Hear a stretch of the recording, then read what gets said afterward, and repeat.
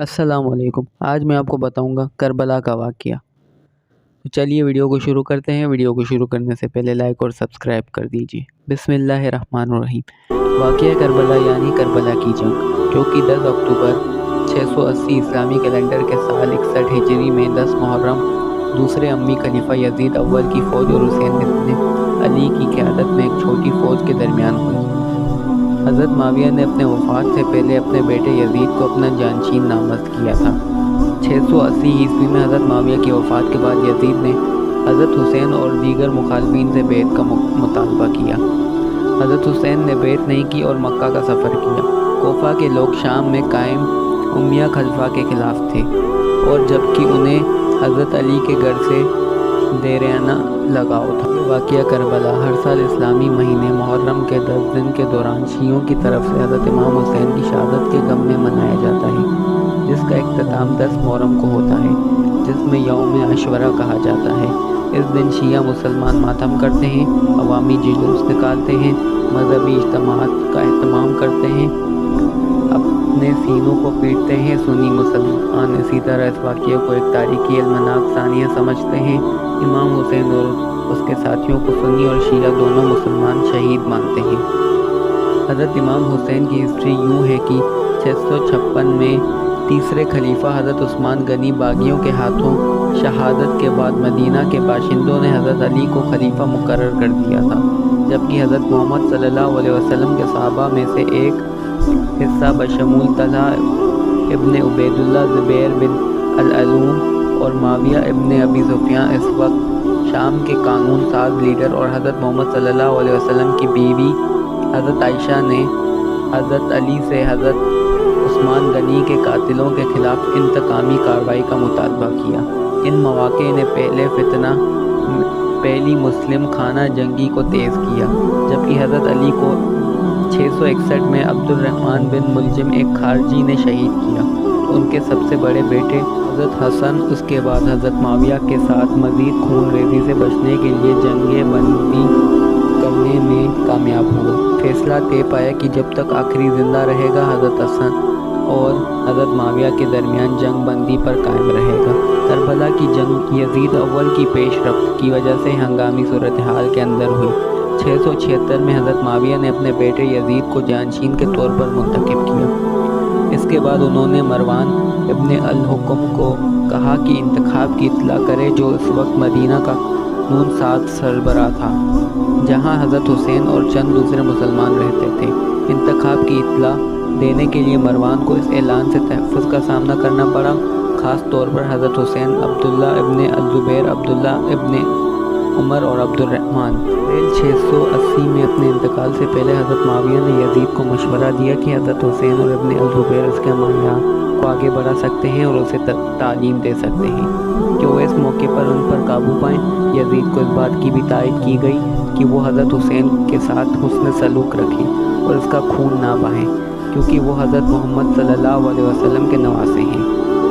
جانشین مقرر ہونے پر یزید نے مدینے کے گورنر ولید بن عتبہ نے ابو سفیان کو کہا کہ اگر ضرورت ہو تو حضرت حسین ابن الزبیر اور عبداللہ ابن عمر سے بیعت حاصل کریں۔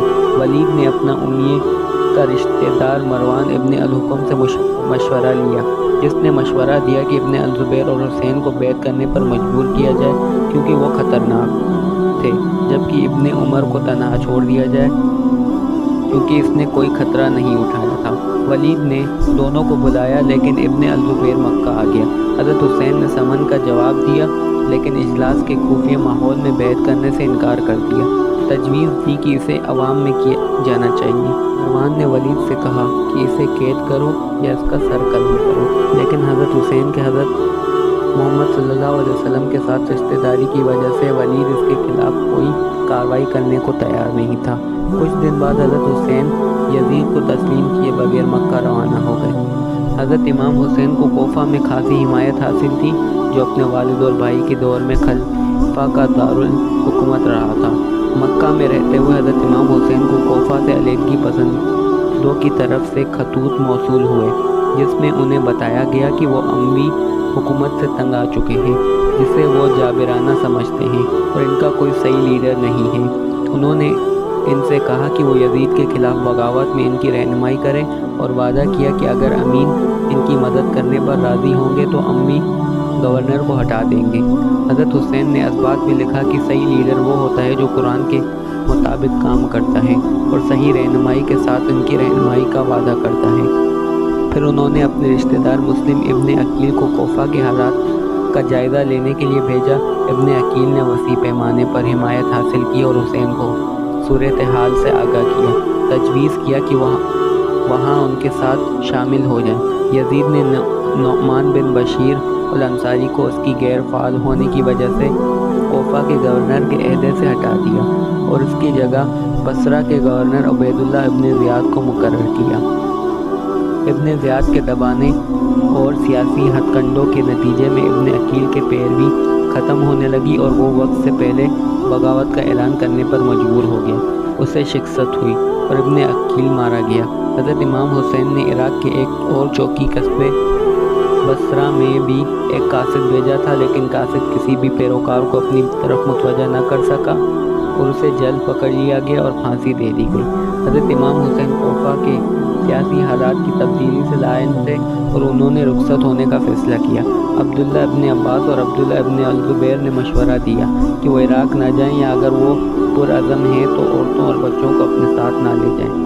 حضرت امام حسین ایک 50 آدمی اور ان کے خاندان کے ساتھ 9 ستمبر 680 8 ذی الحج 60 ہجری کو حج سے ایک دن پہلے مکہ سے روانہ ہوئے۔ انہوں نے صحرائے عرب کے ذریعے شمال کا راستہ اختیار کیا۔ حضرت امام حسین کے چچا زاد بھائی عبداللہ ابن جعفر کے قائل کرنے پر گورنر مکہ عمر وہ ابن سعید نے اپنے بھائی اور ابو جعفر کو حضرت امام حسین کے پاس بھیجا تاکہ مکہ میں اس کی حفاظت کو یقینی بنایا جائے اور انہیں واپس لایا جائے۔